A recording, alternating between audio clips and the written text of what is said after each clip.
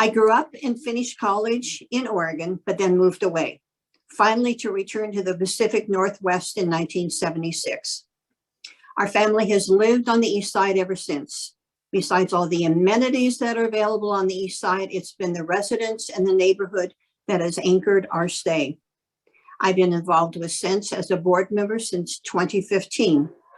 What began as a concern for the environmental impact to our neighborhood with the proposed Energize Eastside project quickly evolved to questioning the wisdom of using a transmission plan designed for the 1950s as opposed to embracing 21st century solutions. In the early 2000s, I was selected and served on a federal grand jury. It was a specific case which lasted 2 years. It was a legal crash course and strengthened my appreciation for legal proceedings. We live on the utility corridor in Bellevue. We're also ratepayers and property owners, which is the reason why my focus of research for Newcastle has been on the direct and significant impact to homeowners and neighborhoods. PUC is in the business to make a profit for its shareholders. The information presented here today is with the intent to protect neighborhoods and the environment. The exhibits submitted under my name were written after extensive reading of the EIS, along with consultants' reports available, and more recently, the Newcastle staff report. All references are footnoted and acknowledged. In this testimony, my intent is to mention and reference the material I have found on tree and vegetation removal impacts, scenic and aesthetic view impacts, and property values. For tree removal proposed, the estimate referenced provided in the EIS include 67% of the trees and underlying vegetation to be removed, 250 trees, including 30 significant and 21 trees in critical area buffers would be removed, all within a 1.5 mile right-of-way. Mitigation suggested in the vegetation management standards provided in the EIS, maintain new vegetation would be restricted to 15 feet. All references can be found in Exhibit C21. One mitigation for tree removal is a pay-in-lieu fee to the city of Newcastle. This is not a satisfactory solution to corridor property owners and adjacent neighborhoods. King County and the city of Seattle conducted a study on the harmful impacts of hotter summers. Their results were not surprising. Urban areas were as much as 20 degrees hotter due to the differences in land cover and tree canopy. Reducing heat impacts is also one of the many priority actions in the King County Strategic Climate Action Plan. The removal of 67% of the tree canopy and 1.5 miles in Newcastle would not only add to the impact. Construction impact. Watershed report dated 2017 in the EIS describes construction impact scenarios. The work area for a direct embed single pole is generally 2,500 square feet, 5,000 square feet for a foundation single pole.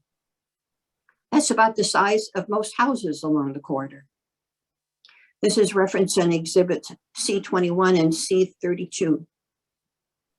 There would also be a dramatic visual contrast between power poles that are 90 feet tall and 1 to 2 story homes found in the corridor. There's a big difference between wooden poles carrying a 100 kilovolt transmission line and industrial 90-foot poles with 200 kV lines. The staff report at page 32 states the visual impact at ground level of a single monopole will be greater than the H-frame poles. The staff report at page 79 find the project would have a significant aesthetic impact. Mr. Osgothorpe, in his Tuesday testimony, spoke of utility coherence. There is a low coherence for visual quality where there is a high utility presence. Scenic view impact. Newcastle is built on hilly terrain with homes taking advantage of scenic views. Energize Eastside would have a significant impact. Power poles are highly visible over 1 mile. There are 2,366 homes within 1 mile of the corridor. See the Apostle report at Exhibit C20. King County parcel present use summarizes Newcastle parcel use differently than depicted in the EIS for land use. And there is a screen share if Carol can put that up.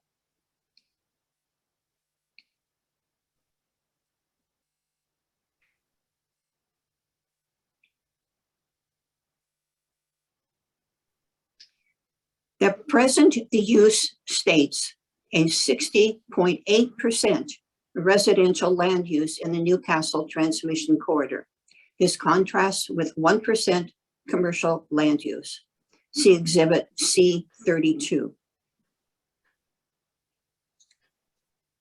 All in all, this amounts to 67% of trees removed in a narrow 100-foot corridor in a right-of-way that is designated as 60.8% residential, all in just 1.5 miles.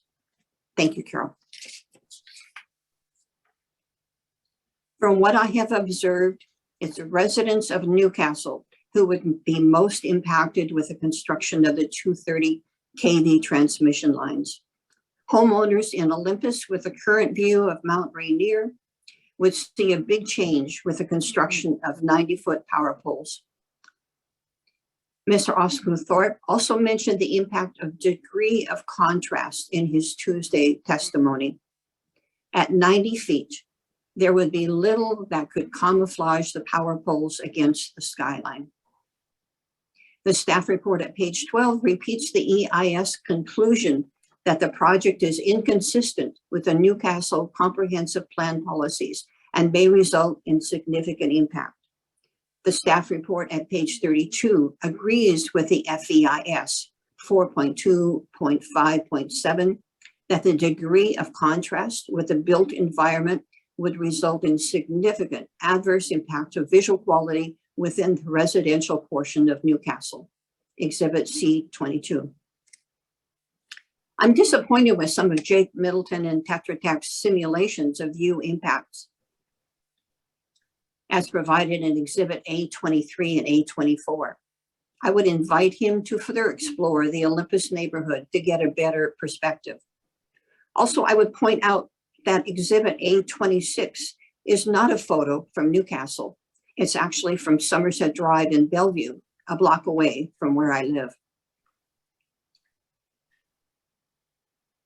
There will be another screen share about from the King County Department of Assessment. Property values. The King County Department of Assessment categorizes power lines as nuisances. Exhibit C32. You can see the other cursor showing.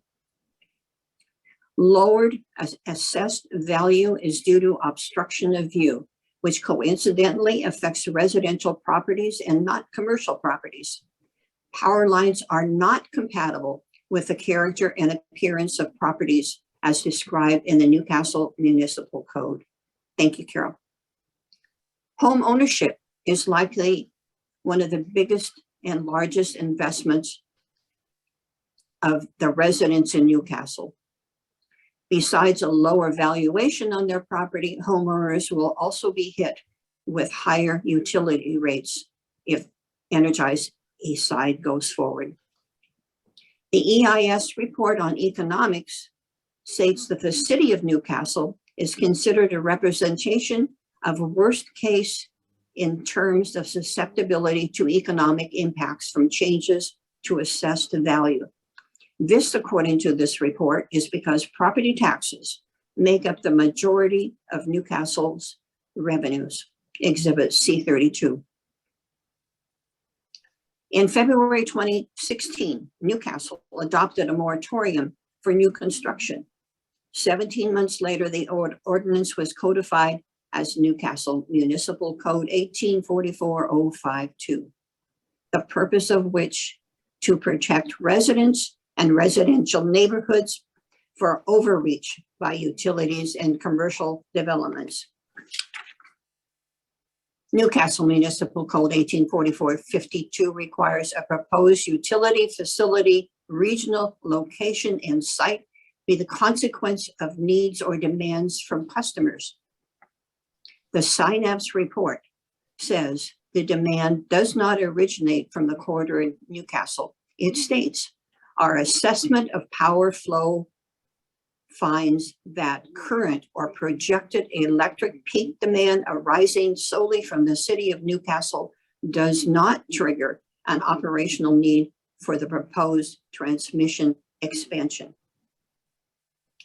Newcastle Municipal Code 1844-50 requires that any utility design be compatible with physical characteristics of subject property and compatible with character and appearance of property. One last thought, BPA canceled their I-5 corridor project in 2017. It was originally proposed in 2009 as an 80-mile, 500 kV transmission project. Elliott Manser's letter states the decision of BPA to shift from relying on new construction was to begin relying on advanced technology, robust regional planning, industry standard commercial practices, and coordinated system operations, Exhibit C6. Projects are canceled when they are no longer needed as originally planned.